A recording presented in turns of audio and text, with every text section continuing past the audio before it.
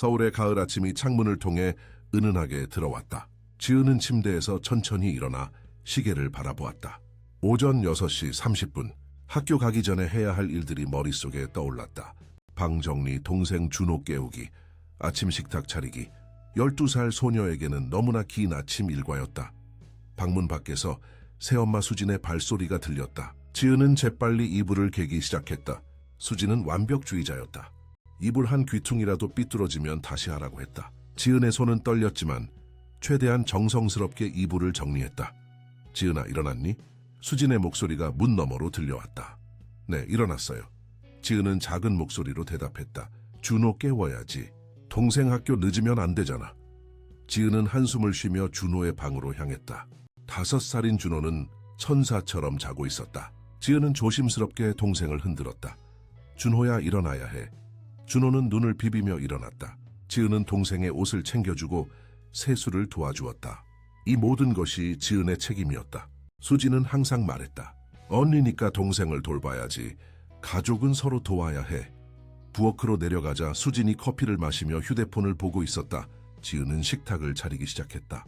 접시를 놓고 숟가락과 젓가락을 정리하고 물컵을 채웠다. 모든 것이 정확한 위치에 있어야 했다. 수진의 눈은 매섭게 살폈다. 접시가 조금 삐뚤어졌네. 다시 해. 지은은 눈물을 참으며 접시를 다시 정리했다. 아빠 민주는 아직 출근 준비를 하고 있었다. 지은은 아빠를 보고 싶었지만 그는 항상 바빴다. 성공한 건설회사 대표인 아빠는 회의와 출장으로 집에 없을 때가 많았다. 아침 식사가 끝난 후 지은은 서둘러 식탁을 치웠다. 설거지는 수진이 하겠다고 했지만 지은은 자기 그릇과 준호의 그릇은 직접 씻어야 했다. 손이 차가운 물에 시렸다. 학교에 가는 길은 유일하게 자유로운 시간이었다. 친구 민지가 웃으며 다가왔다. 지은아, 어제 드라마 봤어? 지은은 고개를 저었다. 못 봤어. 숙제하고 집안일 하느라. 민지는 걱정스러운 표정을 지었다. 요즘 너 많이 피곤해 보여. 괜찮아? 응, 괜찮아. 지은은 억지로 미소를 지었다. 하지만 괜찮지 않았다. 매일 밤 잠들기 전 지은은 엄마를 그리워했다. 엄마가 떠난 지 3년이 지났지만 그리움은 사라지지 않았다. 엄마는 항상 지은의 이야기를 들어주었다. 학교에서 있었던 일, 친구들 이야기, 꿈 이야기, 모든 것을. 하지만 지금은 달랐다. 수지는 지은의 이야기에 관심이 없었다. 그녀는 항상 말했다. 쓸데없는 소리 하지 말고 해야 할 일이나 해. 수업 시간에도 지은은 집중하기 어려웠다. 수학 문제를 풀다가 멍하니 창밖을 바라보았다. 선생님이 지은을 불렀지만 대답하지 못했다. 친구들이 웃었다. 지은은 얼굴이 빨개졌다. 지은아, 요즘 무슨 일 있니? 담임 선생님인 김 선생님이 수업 후 지은을 불렀다.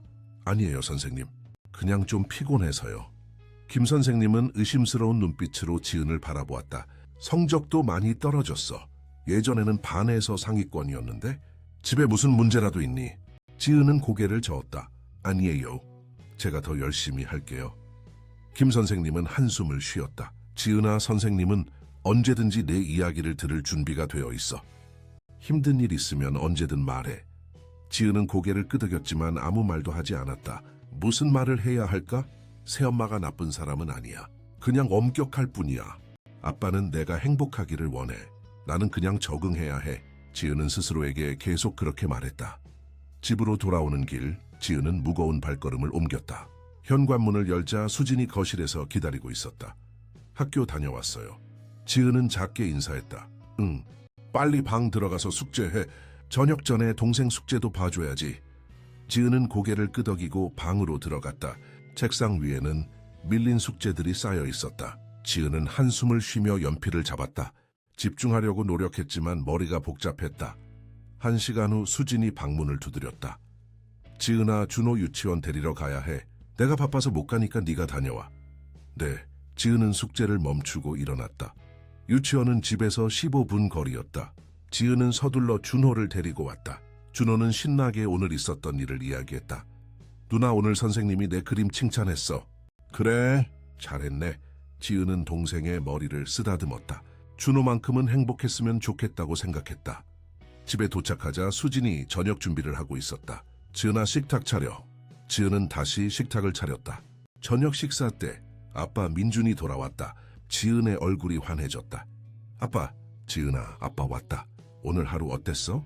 지은은 입을 열려다 수진의 시선을 느꼈다. 수진은 미소를 지으며 말했다. 여보, 지은이 오늘 학교에서 잘했대요. 선생님이 칭찬하셨다고 하더라고요. 지은은 아무 말도 하지 않았다. 그건 사실이 아니었다. 하지만 수진 앞에서 반박할 수 없었다. 민주는 기뻐하며 말했다. 그래? 우리 딸 자랑스럽네. 수진 씨 덕분에 지은이가 많이 성장하는 것 같아요. 수진은 만족스러운 표정을 지었다. 아이를 제대로 교육하는 게 중요하잖아요. 지은이는 똑똑한 아이니까 잘할 거예요. 저녁 식사가 끝난 후 민주는 노트북을 펼쳤다. 미안한데 급한 이메일 좀 확인해야 해. 지은은 설거지를 하며 아빠의 뒷모습을 바라보았다. 아빠는 언제나 바빴다. 예전에는 아빠랑 이야기할 시간이 있었다. 하지만 지금은 아니었다. 그날 밤 지은은 침대에 누워 천장을 바라보았다. 작은 일기장을 꺼내 펜을 잡았다. 이 일기장은 지은의 유일한 친구였다. 여기에는 아무도 모르는 지은의 진짜 감정이 담겨 있었다. 오늘도 힘든 하루였어. 수진 이모는 나를 이해하지 못해. 아빠는 나를 보지 못해. 나는 투명 인간 같아. 엄마가 보고 싶어. 엄마라면 내 이야기를 들어줬을 텐데. 지은은 눈물을 닦으며 일기장을 서랍 깊숙이 숨겼다. 이 일기장만은 절대 누구에게도 들키면 안 됐다. 이것은 지은의 마지막 안전한 공간이었다. 창밖으로 서울의 야경이 반짝였다. 수많은 불빛들 사이에서 지은은 작고 외로운 별 하나였다. 다음날 아침도 똑같았다. 지은은 알람 소리에 눈을 떴다. 몸이 무거웠다. 어젯밤 늦게까지 숙제를 하느라 제대로 자지 못했다. 하지만 일어나야 했다. 수지는 늦잠을 용납하지 않았다. 방 정리를 마치고 준호를 깨우러 갔을 때 동생은 열이 있는 것 같았다. 지은은 걱정스럽게 준호의 이마를 만져보았다. 뜨겁다. 준호야, 괜찮아? 누나 머리 아파. 준호는 징징거렸다. 지은은 서둘러 거실로 내려갔다. 수진이 소파에 앉아 뉴스를 보고 있었다. 이모, 준호가 열이 있는 것 같아요. 수진은 짜증스러운 표정을 지었다. 지금? 오늘 중요한 미팅이 있는데 지은아, 네가 학교 빠지고 준호 좀 봐줄래? 네? 하지만 오늘 수학 시험은 나중에 보면 되잖아. 가족이 더 중요하지 않니? 지은은 입술을 깨물었다. 수학 시험은 한 달 동안 준비한 것이었다. 하지만 수진의 표정을 보니 거절할 수 없었다. 알겠어요.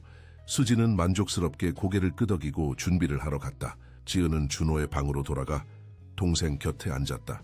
준호는 작은 손으로 지은의 옷을 잡았다. 누나, 엄마 보고 싶어. 지은의 가슴이 아팠다. 준호는 생모를 기억하지 못했다. 준호가 2살 때 일이었으니까. 하지만 아이는 본능적으로 무언가 다르다는 것을 느끼는 것 같았다. 괜찮아질 거야. 누나가 여기 있을게. 그날 하루 종일 지은은 준호를 돌보았다. 죽을 끓이고 약을 먹이고 이마에 찬 수건을 올려주었다. 친구 민지에게서 문자가 왔다. 지은아, 오늘 왜 안 왔어? 수학시험 못 봤잖아. 지은은 답장을 보냈다. 동생이 아파서. 시험 언제 다시 볼 수 있을까? 선생님이 다음 주 월요일에 보충 시험 본대. 그런데 범위가 더 늘어날 수도 있다고. 지은은 한숨을 쉬었다. 공부할 시간이 더 필요했다. 하지만 집안일과 준호 돌보기로 시간이 없었다. 저녁이 되자 민준이 돌아왔다. 수지는 밝은 표정으로 남편을 맞이했다. 여보, 오늘 미팅 어땠어요? 좋았어요. 새 프로젝트 계약을 따냈어요. 축하해요. 우리 남편 최고야. 민준은 지은을 보며 물었다.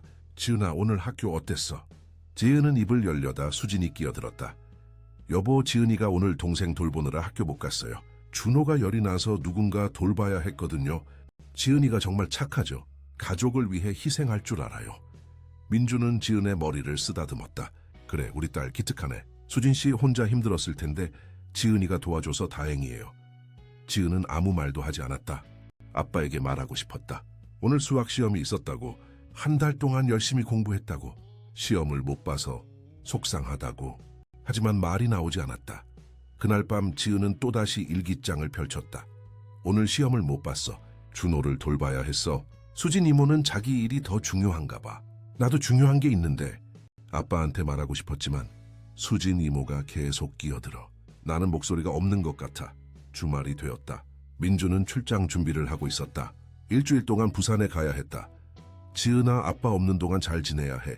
수진 이모 말씀 잘 듣고. 네, 아빠. 지은아. 민주는 딸의 어깨에 손을 얹었다. 요즘 표정이 안 좋은데 무슨 일 있니? 지은은 잠깐 망설였다. 이것이 기회였다. 아빠에게 모든 것을 말할 수 있는. 아빠 사실은 여보. 수진이 거실에서 불렀다. 택시 왔어요. 민주는 시계를 보며 서둘렀다. 아, 늦겠다. 지은아, 아빠 돌아오면 천천히 이야기하자. 응? 지은의 목소리는 작아졌다. 아빠가 떠난 후 집은 더 조용해졌다. 수진은 지은에게 더 많은 일을 시켰다. 지은아, 아빠 없으니까 우리가 집안일을 더 열심히 해야지. 거실 청소하고 화장실도 닦고 빨래도 개야 해. 오늘이 일요일인데요. 친구들이랑 만나기로 했어요. 일요일이라고 쉬는 게 어디 있어? 어른들은 매일 일해. 너도 배워야지. 지은은 결국 친구들과의 약속을 취소했다. 민지는 실망한 목소리로 말했다. 또? 지은아, 요즘 너 너무 안 나와. 우리 걱정돼. 미안해. 다음에 꼭 만나자. 하지만 다음 기회는 오지 않았다. 매번 무언가가 생겼다. 수지는 항상 지은에게 뭔가를 시켰다. 동생 돌보기, 집안일, 심부름, 지은의 개인 시간은 점점 사라졌다. 학교에서도 변화가 있었다. 친구들이 지은을 대하는 태도가 달라졌다. 민지조차 조금씩 거리를 두는 것 같았다. 지은아, 너 요즘 우리랑 안 어울리잖아. 계속 바쁘다고만 하고. 미안해, 정말 집에 일이 많아서. 그래도 친구들이랑 시간 좀 보내야지. 우리도 서운해. 지은은 설명하고 싶었다. 하지만 무슨 말을 해야 할까? 새엄마가 나한테 일을 많이 시킨다고? 그러면 친구들은 뭐라고 생각할까? 점심시간에 혼자 앉아있을 때가 많아졌다. 예전에는 친구들과 웃고 떠들던 지은이었는데 지금은 달랐다. 지은은 자신이 점점 고립되어 가는 것을 느꼈다. 김 선생님은 지은의 변화를 계속 주시했다. 어느 날 방과 후 선생님은 지은을 불렀다. 지은아, 선생님이 내 부모님을 한번 만나봐야 할 것 같아. 학부모 상담 신청할까? 지은은 깜짝 놀랐다. 아니에요, 선생님. 괜찮아요. 하지만 네 성적이 계속 떨어지고 있어. 예전에는 수학 90점 이상이었는데 지난 시험에서 65점을 받았잖아. 이건 심각한 문제야. 제가 더 노력할게요. 노력의 문제가 아닌 것 같아. 지은아, 선생님한테 솔직하게 말해봐. 집에서 무슨 일 있니? 지은은 고개를 저었다. 아무 일도 없어요. 하지만 선생님의 눈빛은 여전히 의심스러웠다. 김 선생님은 오랜 경험으로 알 수 있었다. 이 아이는 뭔가를 숨기고 있다는 것을. 집으로 가는 길 지은은 편의점에 들렀다. 작은 초콜릿 하나를 샀다. 엄마가 살아계실 때 둘은 종종 이 편의점에 들러 초콜릿을 사 먹곤 했다. 그것은 둘만의 작은 비밀이었다. 지은은 초콜릿을 입에 넣었다. 달콤한 맛이 퍼졌지만 왠지 쓸쓸했다. 예전에 행복했던 시간들이 그리웠다. 엄마의 따뜻한 손길, 부드러운 목소리, 무조건적인 사랑. 집에 도착하자 수진이 팔짱을 끼고 서 있었다. 왜 이렇게 늦었어? 저 편의점에. 네, 편의점. 쓸데없는데 시간 낭비하지 말고 빨리 들어와. 준호 숙제 봐줘야지. 지은은 고개를 숙이고 집 안으로 들어갔다. 준호는 거실에서 블록을 가지고 놀고 있었다. 누나, 준호야. 숙제할 시간이야. 준호는 투정을 부렸다. 싫어, 더 놀고 싶어. 그래도 해야 해. 엄마가 그러셨잖아. 지은은 준호와 함께 앉아 숙제를 도와주었다. 5살 아이의 숙제는 간단했지만 준호는 집중하지 못했다. 계속 딴짓을 하고 장난을 쳤다. 1시간 후 지은은 지쳐 있었다. 자기 숙제도 해야 하는데 시간이 없었다. 수지는 거실에서 텔레비전을 보며 편하게 쉬고 있었다. 그날 밤 지은은 다시 일기장에 썼다. 나는 언제쯤 내 삶을 살 수 있을까? 매일이 똑같아. 일어나서 일하고 학교 가고 돌아와서 또 일하고. 나는 12살인데 마치 어른처럼 살고 있어. 친구들은 나를 이상하게 봐. 나도 그들처럼 놀고 싶어. 하지만 시간이 없어. 수진 이모는 나를 이해하지 못해. 아니, 이해하려고 하지 않아. 일주일 후 아빠가 돌아왔다. 지은은 현관에서 아빠를 기다렸다. 드디어 아빠와 이야기할 수 있는 기회였다. 아빠. 지은은 달려가 아빠를 안았다. 지은아, 아빠 많이 보고 싶었지? 출장 잘 다녀왔어. 응. 아빠, 나 할 말이. 수진이 미소를 지으며 다가왔다. 여보, 피곤하시죠? 침 들고 들어가요. 저녁 준비했어요. 저녁 식사 자리에서 민주는 출장 이야기를 했다. 지은은 계속 아빠를 바라보았다. 혼자 이야기할 시간을 기다렸다. 아빠, 나중에 얘기 좀 할 수 있어. 물론이지. 아빠 씻고 나서 방으로 올게. 하지만 민주는 씻은 후 서재로 갔다. 밀린 서류 작업이 있었다. 지은은 문 앞에서 망설이다가 조심스럽게 노크했다. 아빠, 들어가도 돼? 지은아, 미안한데 지금 급한 일이 좀 있어. 내일 이야기하자. 응? 지은의 어깨가 축 처졌다. 응, 알았어. 다음 날도 기회가 오지 않았다.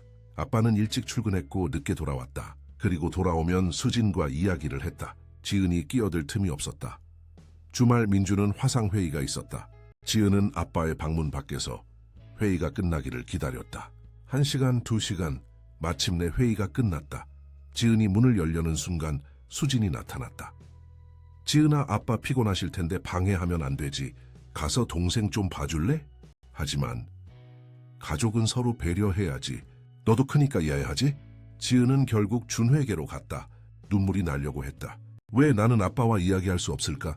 왜 항상 뭔가가 가로막을까? 학교에서는 상황이 더 악화되었다. 지은은 미술 시간에 그림을 그려야 했는데 집중할 수 없었다. 선생님이 주제를 말했지만 머릿속에 들어오지 않았다. 지은아, 그림 그려야지. 미술 선생님이 다가와 말했다. 지은은 종이를 바라보았다. 손이 떨렸다. 무엇을 그려야 할지 몰랐다. 예전에는 그림 그리기를 좋아했다. 엄마와 함께 스케치북에 꽃과 나무를 그리곤 했다. 하지만 지금은 아무것도 떠오르지 않았다. 결국 지은은 백지를 제출했다. 선생님은 걱정스러운 눈빛으로 지은을 바라보았다. 지은아, 요즘 무슨 일 있니? 예전에는 그림을 정말 잘 그렸는데. 지은은 고개를 저었다. 그냥 아이디어가 안 떠올라요. 방과 후 김 선생님은 지은을 다시 불렀다. 이번에는 상담실로 갔다. 지은아, 선생님이 너를 걱정하는 거 알지? 네가 변하고 있어. 성적만 떨어진 게 아니야. 너의 모든 것이 변했어. 친구들과의 관계, 수업 태도, 심지어 좋아하던 그림도 그만뒀잖아. 지은은 침묵했다. 지은아, 선생님은 내 편이야. 무슨 일이 있든 도와주고 싶어. 하지만 네가 말해주지 않으면 선생님도 어떻게 할 수가 없어. 선생님, 지은의 목소리가 떨렸다. 만약에 누군가가 힘들다고 말하면 그게 고자질이 될까요? 김 선생님은 조심스럽게 대답했다. 아니야, 지은아. 도움을 요청하는 건 고자질이 아니야. 그건 용기야. 지은은 입술을 깨물었다. 말하고 싶었다. 모든 것을. 하지만 두려웠다. 만약 아빠가 화를 낸다면? 만약 상황이 더 나빠진다면? 시간을 줄게. 김 선생님은 부드럽게 말했다. 하지만 지은아, 기억해. 선생님은 언제든지 여기 있어. 그날 밤 집에 일이 생겼다. 수진의 어머니가 갑자기 편찮으셔서 수진은 친정에 가야 했다. 지은아, 엄마가 이틀 정도 집을 비워야 할 것 같아. 너 혼자 집안일 할 수 있지? 그래서 지은은 자신 없는 목소리로 대답했다. 수진이 떠난 후 집은 조용해졌다. 민주는 그날 일찍 퇴근했다. 지은아, 오늘 저녁은 아빠가 주문해 줄게. 피자 먹을래? 좋아요. 지은의 얼굴이 환해졌다. 피자를 먹으며 민주는 딸을 바라보았다. 지은아, 요즘 표정이 밝지 않던데 학교에서 무슨 일 있어? 지은은 잠시 망설였다. 이것이 기회였다. 수진이 없는 지금. 아빠, 사실 준호가 갑자기 울기 시작했다.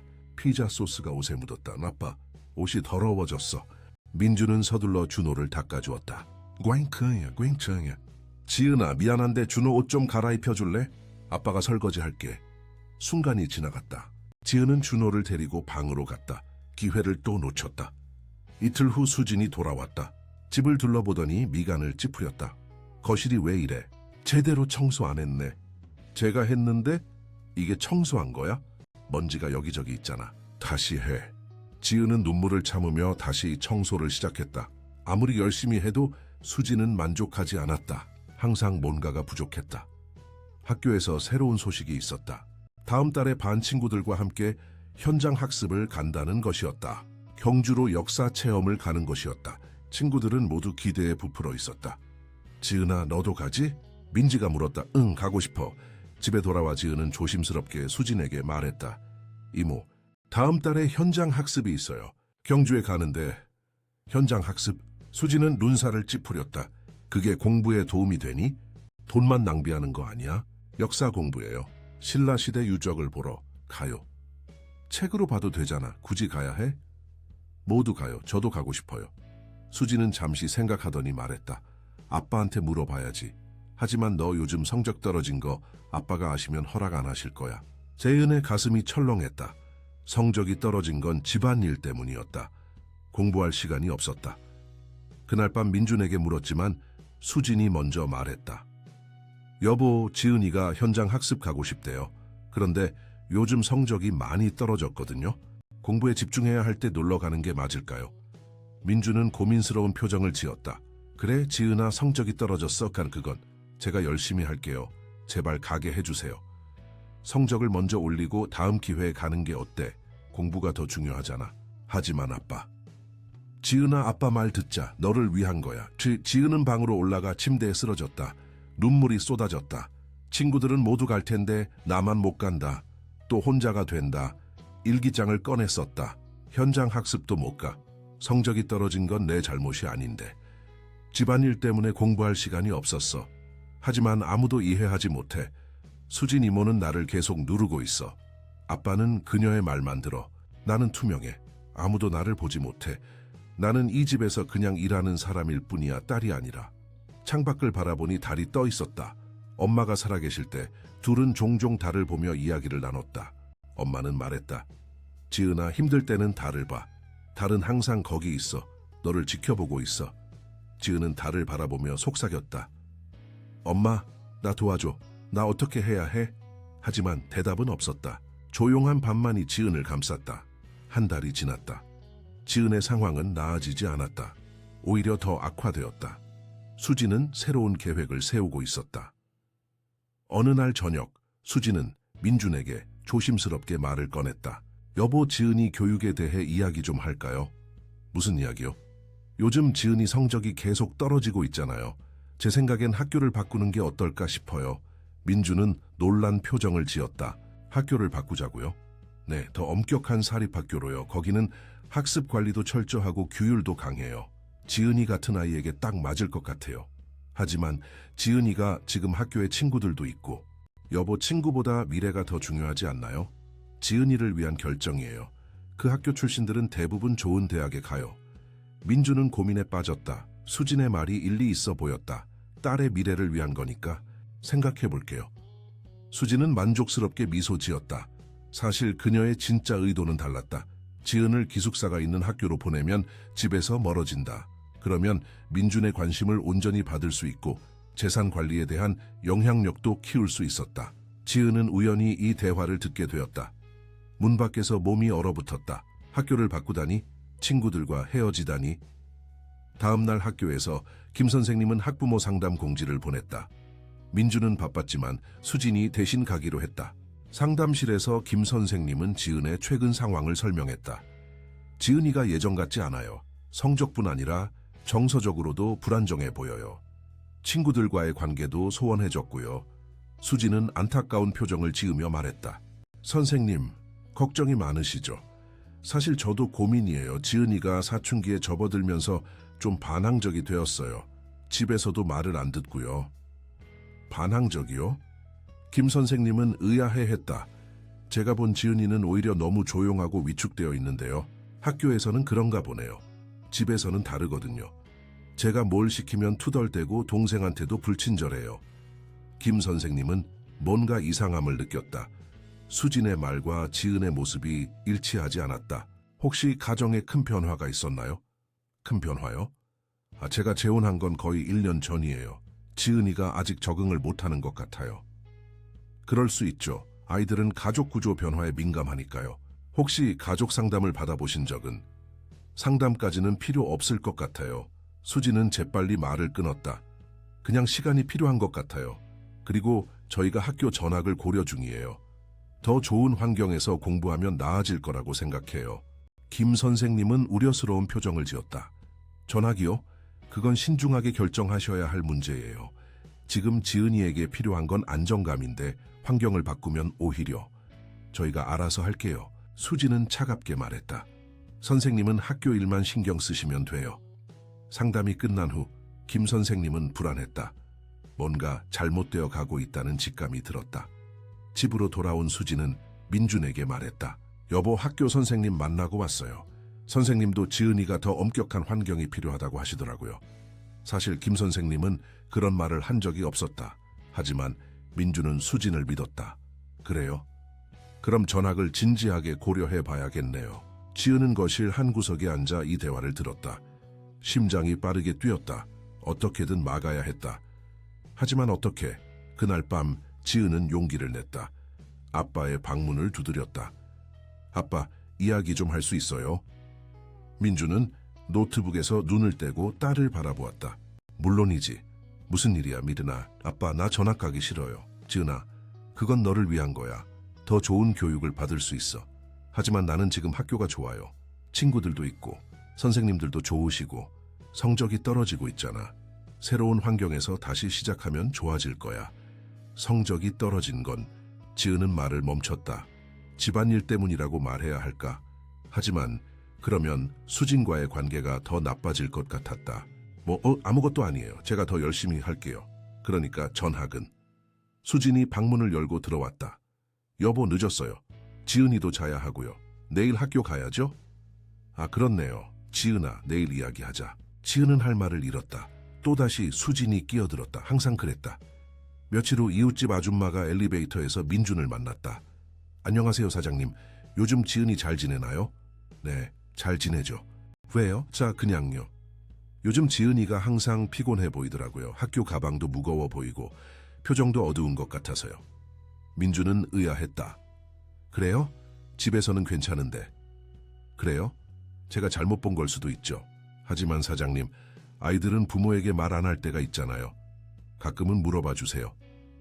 이 말이 민준의 마음에 걸렸다. 지은이 정말 괜찮은 걸까?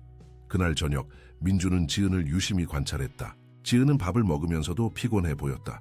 눈 밑에 다크서클이 있었다. 지은아, 요즘 잠은 잘 자? 네, 잘 자요. 학교는 재미있어? 네. 대답은 짧고 무기력했다. 예전에 밝았던 지은이 아니었다. 다음 주 준호가 병원에 갈 일이 있었다. 정기 검진이었다. 수지는 바빴고 지은이 준호를 데리고 갔다. 소아과 의사는 준호를 진찰한 후 지은을 보며 물었다. 누나가 항상 동생을 데려오나 봐요. 네, 가끔요. 기사는 지은의 표정을 살폈다. 누나는 몇 살이에요? 저는 12살이요. 12살이면 아직 어린데 동생 돌보기 힘들지 않아요. 지은은 잠시 침묵했다가 말했다. 괜찮아요. 하지만 의사의 눈에는 지은이 괜찮아 보이지 않았다. 아이는 분명 스트레스를 받고 있었다. 부모님께 말씀드려야 할 것 같은데 연락처 있어요? 네, 있어요. 지은은 아빠의 전화번호를 알려주었다. 그날 저녁 의사로부터 전화가 왔다. 민준은 전화를 받았다. 여보세요? 네, 김민준입니다. 안녕하세요. 저는 준호군의 담당 의사입니다. 오늘 지은이가 동생을 데리고 왔었는데요. 아, 네. 무슨 일이세요? 직접적으로 말씀드리기 조심스럽지만 지은이가 과도한 책임감에 시달리는 것 같아요. 아이의 표정과 태도를 보니 스트레스 징후가 보이더라고요. 민준은 충격을 받았다. 정말요? 네, 12살 아이가 동생을 병원에 혼자 데려오는 것도 흔한 일은 아니고요. 가정 상황을 확인해 보시는 게 좋을 것 같습니다. 전화를 끊은 후 민준은 깊은 생각에 잠겼다. 이웃 아줌마의 말, 의사의 말, 그리고 최근 지은의 모습, 모든 것이 하나로 연결되는 것 같았다. 혹시 내가 뭔가를 놓치고 있는 건 아닐까? 민준은 며칠 동안 고민했다. 지은에게 직접 물어봐야 할까? 하지만 어떻게 물어야 할지 몰랐다. 그동안 딸과 제대로 된 대화를 나눈 적이 없었다는 것을 깨달았다. 주말, 민준은 일찍 일어났다. 지은도 일찍 일어나 있었다. 거실 청소를 하고 있었다. 지은아, 왜 이렇게 일찍 일어났어? 믿고 청소해야 해서요. 주말인데 좀 쉬지 그래? 지은은 잠시 멈췄다가 말했다. 수진 이모가 아침에 확인하셔요. 민준은 뭔가 이상함을 느꼈다. 확인한다고? 청소를 제대로 했는지요? 지은아, 잠깐만. 민준은 딸을 소파에 앉혔다. 요즘 집안일을 많이 하는 거야? 지은은 고개를 숙였다. 조금요. 어떤 일들을 해? 방 정리하고, 동생 돌보고, 식탁 차리고, 설거지하고. 민준은 놀랐다. 그게 다 너 혼자 봐?네. 수진 씨는?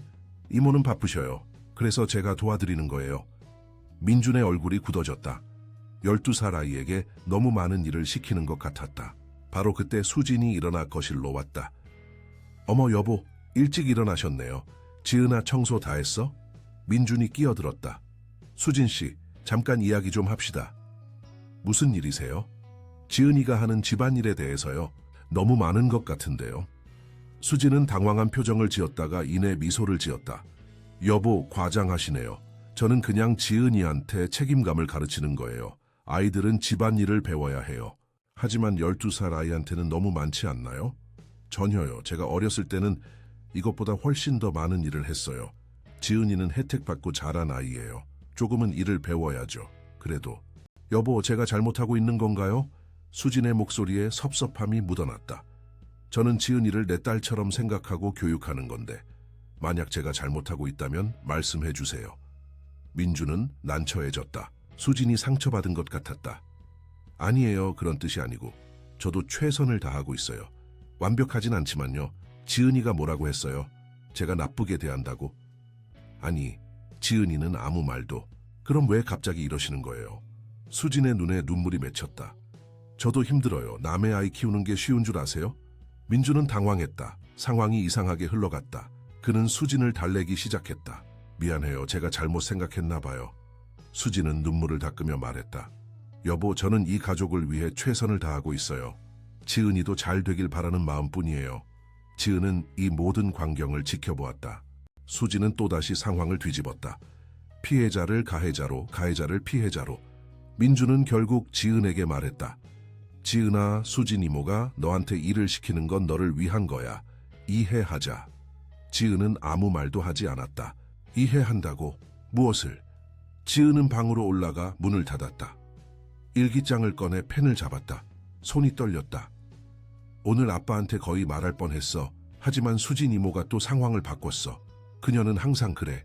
자기가 피해자인 것처럼 행동해. 그리고 아빠는 그녀를 믿어. 나는 아무것도 아니야. 내 말은 중요하지 않아. 이제 포기하고 싶어. 하지만 포기하면 뭐가 남지? 나는 계속 이렇게 살아야 하나? 이게 내 인생인가? 지은은 일기장을 덮고 서랍에 넣었다. 그런데 서랍이 완전히 닫히지 않았다. 일기장이 약간 삐져나와 있었다. 하지만 지은은 너무 지쳐서 그것을 보지 못했다. 다음 날 지은이 학교에 간 사이 수지는 지은의 방을 청소한다는 핑계로 들어갔다. 사실 그녀는 지은이 뭔가를 숨기고 있다고 의심하고 있었다. 서랍을 열자 일기장이 보였다. 수지는 일기장을 꺼내 읽기 시작했다. 페이지를 넘길수록 그녀의 표정은 굳어졌다. 나는 투명인간 같아. 수진 이모는 나를 이해하지 못해. 집안일이 너무 많아. 공부할 시간이 없어. 친구들이 나를 이상하게 봐. 나는 행복하지 않아. 엄마가 보고 싶어. 수지는 일기장을 덮었다. 얼굴이 창백해졌다. 이 일기장이 민준의 손에 들어가면 그녀의 모든 계획이 무너질 것이다. 잠시 고민하다가 수지는 결심했다. 이 일기장을 자기가 먼저 민준에게 보여주기로. 하지만 자기에게 유리하게 해석해서 그날 저녁 민준이 돌아오자 수지는 심각한 표情으로 말했다. 여보, 우리 이야기 좀 해야 할 것 같아요. 무슨 일이에요? 지은이 방 청소하다가 이걸 발견했어요. 수지는 일기장을 내밀었다. 민준은 일기장을 받아들었다. 이게 뭐죠? 지은이 일기예요. 읽어보세요. 민준은 몇 페이지를 읽었다. 얼굴이 점점 어두워졌다. 이게 정말 지은이가 쓴 거예요? 네. 여보, 저도 충격받았어요. 제가 지은이한테 잘해주려고 노력했는데 지은이는 저를 이렇게 생각하고 있었네요. 지은이가 이렇게 힘들어했어요. 그렇게 보이지만. 수지는 조심스럽게 말했다. 여보, 솔직히 말씀드릴게요. 요즘 사춘기 아이들은 작은 것도 과장하는 경향이 있어요. 제가 청소 좀 시키고 동생 돌보라고 하면 마치 학대받는 것처럼 느끼는 거예요. 하지만 지은이가 이렇게까지 쓸 정도면 여보, 냉정하게 생각해보세요. 제가 지은이한테 뭘 잘못했나요? 집안일 좀 시킨 게 잘못인가요? 동생 돌보게 한 게 잘못인가요? 이건 다 교육의 일부예요. 민주는 혼란스러웠다. 일기의 내용은 심각했지만 수진의 말도 일리가 있었다. 그럼 어떻게 해야 할까요? 제 생각엔요. 수진은 신중하게 말했다. 지은이가 전문적인 도움이 필요할 것 같아요. 상담 같은 거요. 그리고 환경을 바꾸는 것도 도움이 될 거예요. 새로운 학교에서 새 출발을 하면. 전학 말씀이세요, 시로네. 지은이가 지금 환경에서 벗어나야 할 것 같아요. 민주는 깊은 생각에 잠겼다. 과연 그게 답일까? 바로 그때 현관문이 열렸다. 지은이 학교에서 돌아온 것이다. 다녀왔습니다. 지은의 목소리가 들렸다. 민준과 수지는 서로를 바라보았다. 일기장은 테이블 위에 놓여 있었다. 지은이 거실로 들어왔을 때 일기장을 보는 순간 몸이 얼어붙었다. 그건 지은의 목소리가 떨렸다. 민주는 딸을 바라보았다. 지은아, 이야기 좀 하자. 지은의 눈에서 눈물이 흘러내렸다. 그녀의 마지막 안전한 공간마저 침범당했다. 이제 어디로 가야 할까? 누구에게 기댈 수 있을까? 아빠. 재은의 목소리는 거의 속삭임이었다. 그건 제 일기예요. 왜 읽으셨어요? 수진이 끼어들었다. 지은아, 내 방 청소하다가 우연히요? 지은은 처음으로 목소리를 높였다. 서랍 안에 있었는데요? 지은아, 말 조심해. 수진의 목소리가 차가워졌다. 민주는 두 사람 사이에서 난처해했다. 일단 진정하고 앉아서 이야기하자. 하지만 지은은 앉지 않았다. 그녀는 일기장을 집어들고 방으로 뛰어 올라갔다. 문을 꽝 닫는 소리가 집안을 울렸다. 지은은 방 안에서 문을 잠그고 침대에 쓰러졌다. 온몸이 떨렸다. 일기장을 가슴에 꼭 안았다. 이제 모든 것이 끝났다고 느꼈다. 아래층에서 민준과 수진의 목소리가 들렸다. 무슨 대화를 하는지는 정확히 들리지 않았지만 수진의 목소리가 더 크게 들렸다. 그녀는 분명 자신을 변호하고 있을 것이다. 1시간 후 민준이 지은의 방문을 두드렸다. 지은아, 문 좀 열어줄래? 지은은 대답하지 않았다. 지은아, 아빠야, 이야기 좀 하자. 싫어요. 지은아, 제발. 아빠는 내 이야기를 듣고 싶어. 지은은 천천히 일어나 문을 열었다. 눈이 빨갛게 부어 있었다.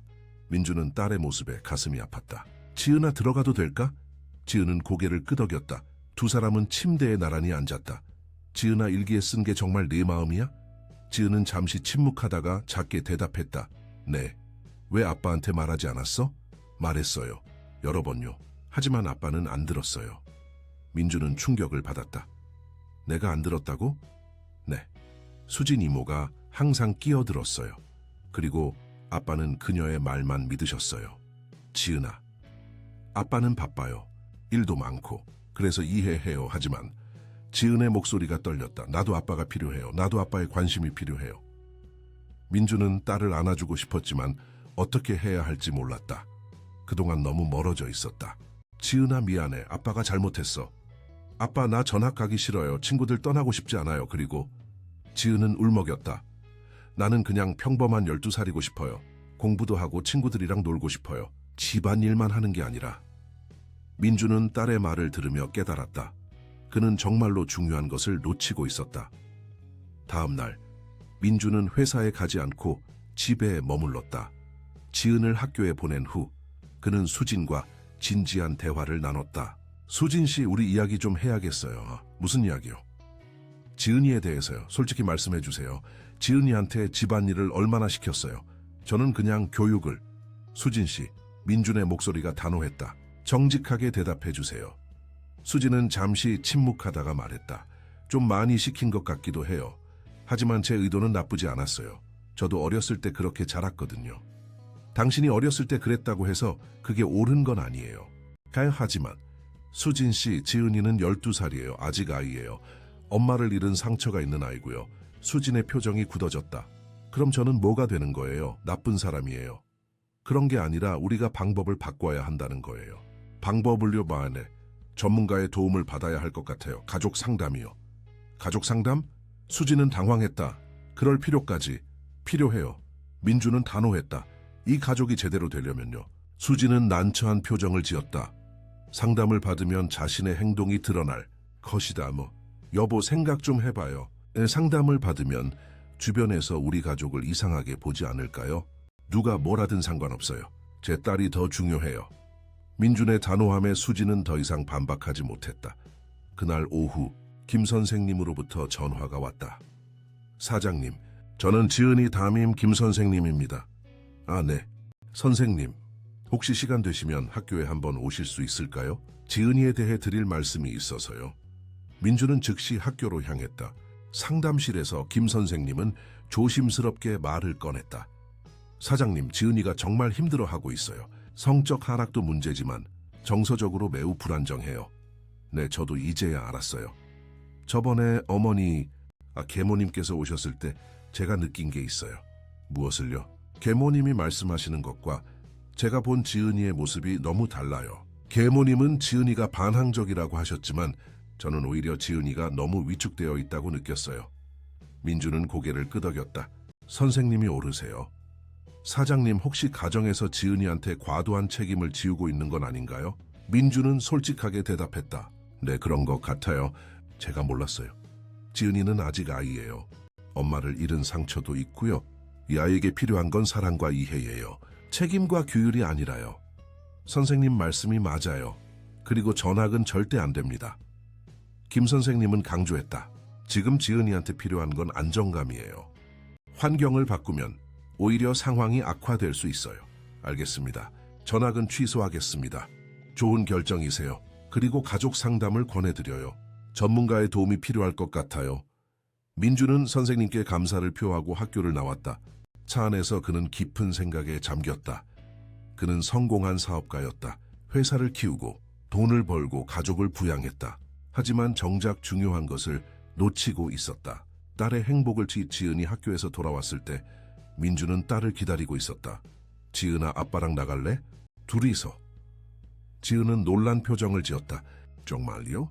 응. 오랜만에 아빠랑 시간 보내자. 두 사람은 근처 카페로 갔다. 예전에 엄마와 함께 자주 가던 곳이었다. 지은아, 아빠가 이야기 좀 할게. 네, 아빠. 아빠가 미안해. 너를 제대로 보지 못했어. 네가 힘들어하는데도 몰랐어. 지은의 눈에 눈물이 고였다. 앞으로는 달라질 거야. 아빠가 더 신경 쓸게. 그리고 전학은 안 해도 돼. 정말요. 지은의 얼굴이 환해졌다. 응. 그리고 우리 가족 상담을 받을 거야. 전문가 선생님이 우리를 도와주실 거야. 수진 이모도요? 응, 이모도. 우리 모두 함께. 지은은 처음으로 오랜만에 진짜 미소를 지었다. 아빠가 드디어 자기를 봐주었다. 아빠, 나 한 가지만 물어봐도 돼요? 물론이지. 아빠는 날 사랑해요. 민주는 딸을 꼭 안아주었다. 당연하지. 아빠는 너를 세상에서 가장 사랑해. 나도 아빠를 사랑해요. 그날 밤 지은은 오랜만에 편안한 마음으로 잠들었다.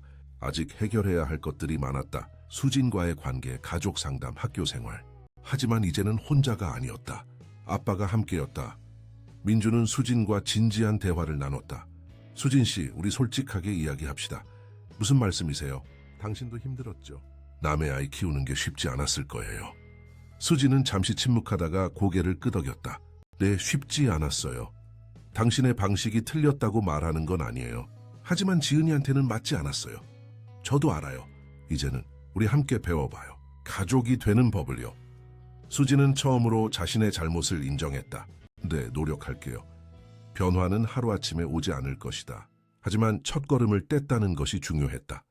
석 달이 지났다. 가족 상담은 매주 목요일마다 진행되었다. 처음에는 어색했다. 특히 수진은 상담실에 앉는 것조차 불편해했다. 상담사 박 선생님은 중년의 따뜻한 여성이었다. 그녀는 먼저 수진과 개인 상담을 진행했다. 수진 씨, 어렸을 때 어떤 환경에서 자라셨나요? 수진은 천천히 이야기를 시작했다. 저는 6남매 중 맏이었어요. 부모님은 가게를 운영하셨고 저는 어렸을 때부터 동생들을 돌봐야 했어요. 힘들었겠어요. 네, 친구들이 놀 때 저는 집안일을 했어요.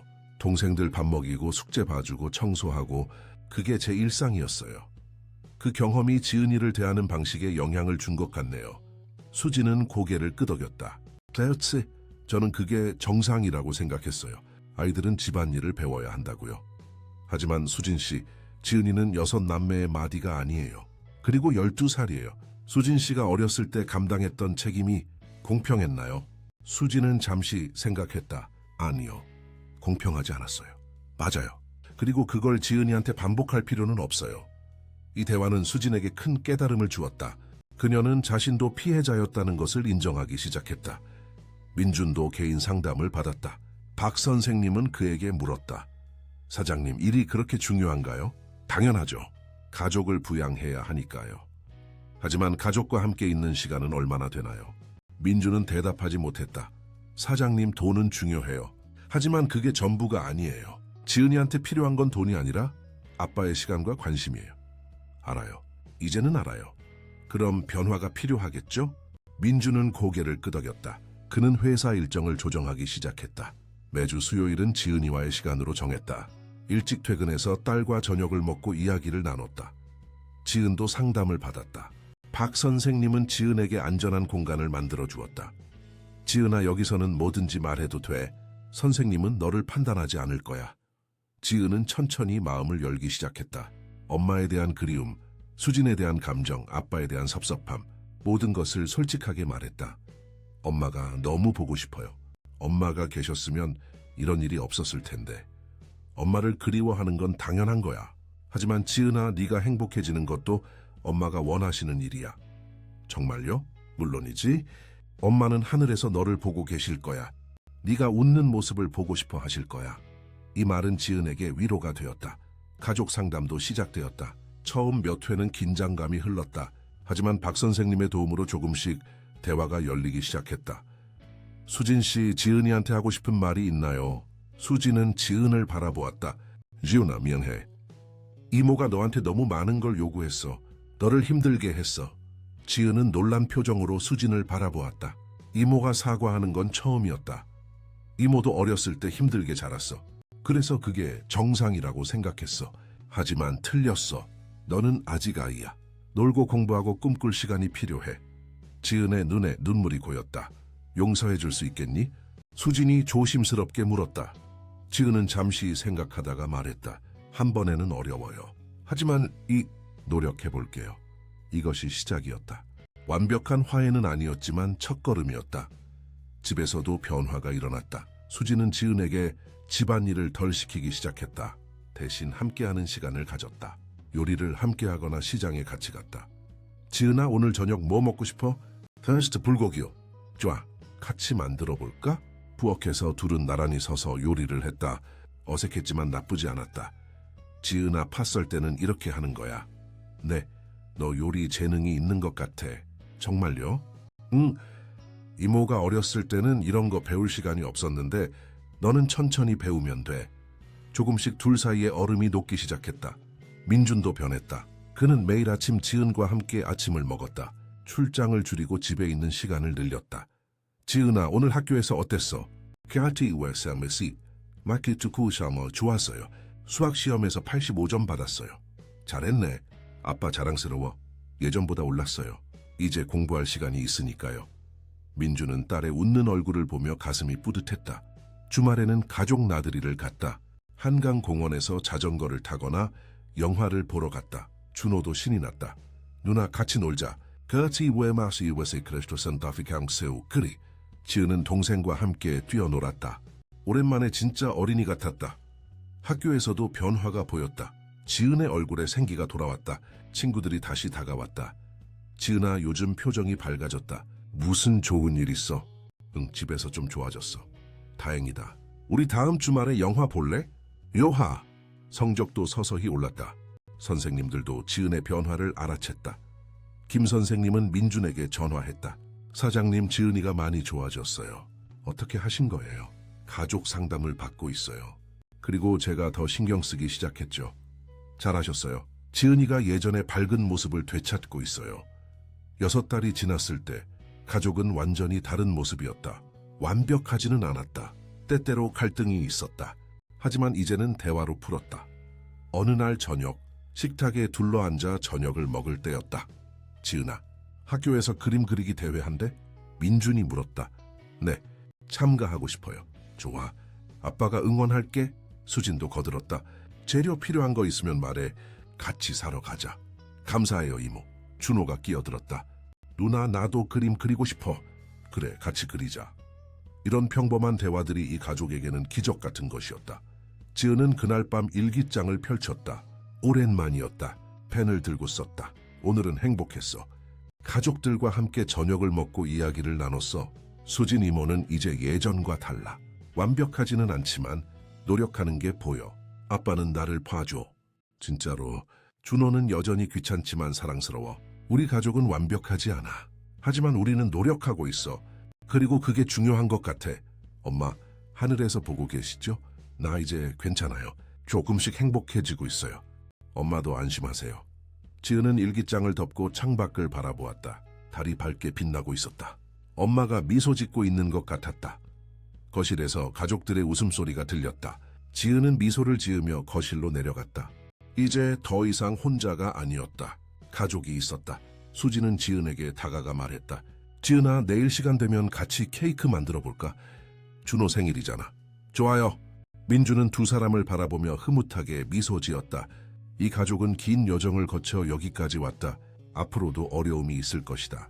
하지만 이제는 함께 헤쳐나갈 수 있었다. 그날 밤 네 식구는 소파에 나란히 앉아 영화를 보았다. 지은은 아빠의 팔에 기대고 준호는 수진의 무릎에 누워 있었다. 평범하지만 따뜻한 순간이었다. 지은은 생각했다. 완벽한 가족은 없다. 하지만 노력하는 가족은 있다. 그리고 우리는 그런 가족이 되어가고 있다. 창밖으로 서울의 밤 풍경이 펼쳐졌다. 수많은 불빛들이 반짝였다. 그중 하나가 바로 이 가족의 불빛이었다. 작지만 따뜻한 희망의 불빛. FM대의 히스토리아 사랑하는 청취자 여러분, 지은이와 그녀 가족의 이야기가 여러분의 마음을 울렸기를 바랍니다. 이 이야기처럼 감동적인 이야기들로 가득한 특별한 재생 목록을 준비했습니다. 왼쪽을 클릭하시면 찾으실 수 있습니다.